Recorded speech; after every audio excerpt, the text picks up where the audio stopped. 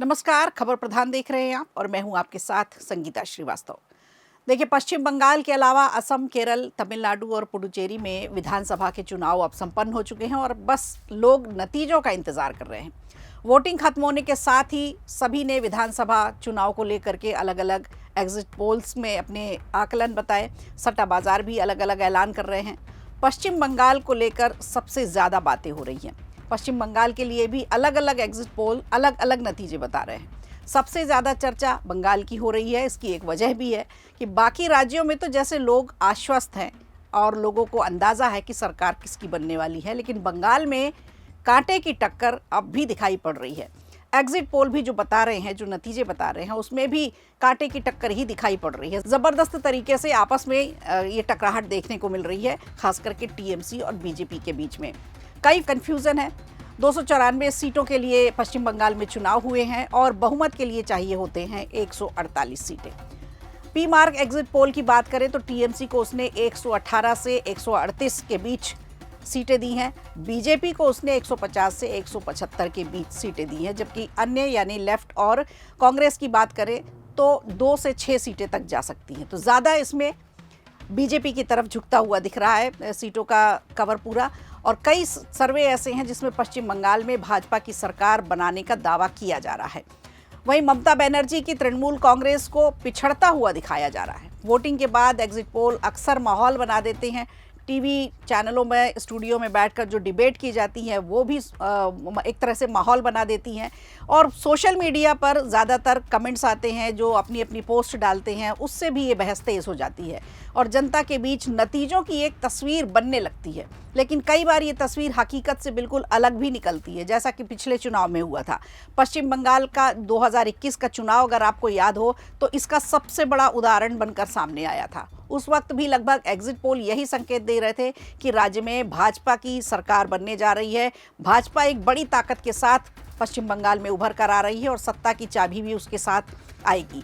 कई जिलों में कमल खिलने की बात पर जोर शोर से कही जा रही थी, लेकिन जब नतीजे आए तो पूरा का पूरा समीकरण ही बदल गया। सारे एग्जिट पोल फेल हो गए थे। मैदान वही था, खिलाड़ी वही थे, लेकिन जीत की पटकथा बिल्कुल अलग लिख दी गई थी। टीएमसी की सरकार बनी और पूरे 5 साल चली और इसने एग्जिट पोल की विश्वसनीयता पर भी बड़ा सवाल खड़ा कर दिया था। जो बार बार कह रहे थे कि बंगाल में कमल खिलने वाला है, लेकिन कमल नहीं खिला और एक बार फिर वहाँ की जनता ने टीएमसी पर विश्वास जताया। तो इस बार भी टक्कर जो देखी जा रही है वो बिल्कुल बराबरी की देखी जा रही है। एग्जिट पोल भी जो रिजल्ट बता रहे हैं, जो उनके जो नतीजे आ रहे हैं, उसमें भी बराबरी की ही बढ़त दिखा रहे हैं।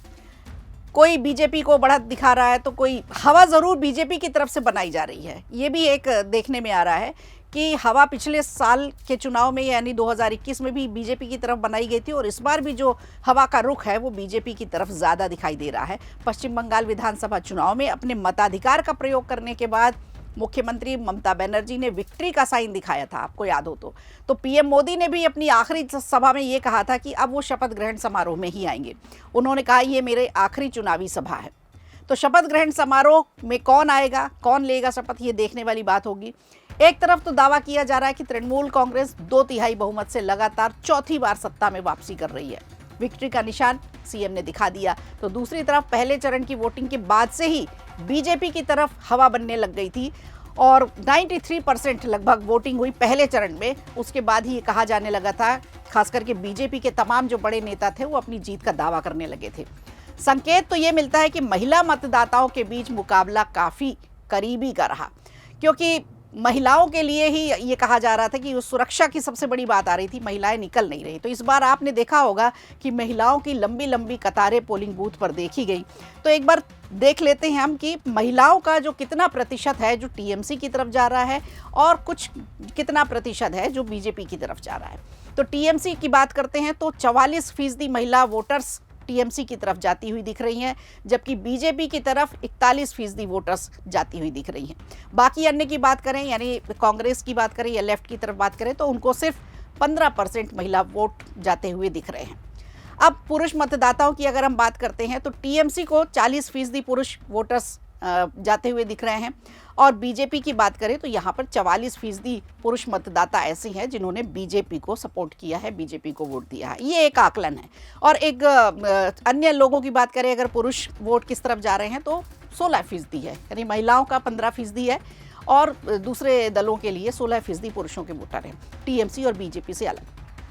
अब पश्चिम बंगाल के जो एग्जिट पोल में ज़्यादातर जो सर्वे आए हैं वो बीजेपी की जीत दिखा रहे हैं, टीएमसी की हार दिखा रहे हैं, ऐसे संकेत दिए जा रहे हैं एग्जिट पोल में। लेकिन एक एजेंसी ऐसी भी है जिसने टीएमसी को छप्पर फाड़ बहुमत दी है।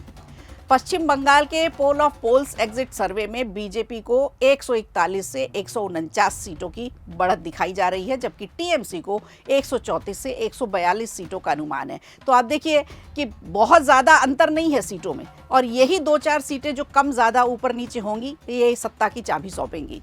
कई सर्वे बीजेपी को आगे दिखा रहे हैं। यदि अनुमान सही है तो राज्य में बड़ा राजनीतिक बदलाव इस बार संभव है। इन आंकड़ों से साफ है कि पश्चिम बंगाल में मुकाबला बेहद करीबी का है। दोनों प्रमुख दलों के बीच सत्ता की लड़ाई बिल्कुल कांटे के टक्कर में बदल चुकी है। अगर बीजेपी को बढ़त मिलती है तो पहली बार ऐसा होगा कि बंगाल में कमल खिलेगा और बीजेपी की सरकार बनेगी। देखिए, किसी भी तरफ थोड़ा सा भी वोट, 2-4 सीटें भी अगर कम ज़्यादा होती हैं तो बदलाव पूरे चुनाव के नतीजे बदल देगा। फिलहाल अधिकांश सर्वे एनडीए की जीत का अनुमान लगा रहे हैं। वहीं असम की वही बात करें तो वहाँ भी बीजेपी को बढ़त मिल रही है, वापस से हेमंता बिस्वा शर्मा की सरकार आ रही है, और तमिलनाडु में डीएमके की वापसी के संकेत दिखाए जा रहे हैं। केरल में सत्ता परिवर्तन के संकेत मिल रहे हैं जो अभी तक एग्जिट पोल आए हैं उसमें। हालांकि ये सभी आंकड़े एग्जिट पोल पर आधारित हैं और अंतिम परिणाम तो 4 मई को ही आएगा, जब मतगणना होगी उसके बाद ही तस्वीर साफ हो पाएगी। तो अब देखते हैं 4 मई को रिजल्ट क्या आता है और एग्जिट पोल कितने विश्वसनीय हैं ये भी पता चल जाएगा। वीडियो अच्छा लगा हो तो लाइक कीजिए, शेयर कीजिए और कमेंट बॉक्स में हमें ज़रूर बताइए।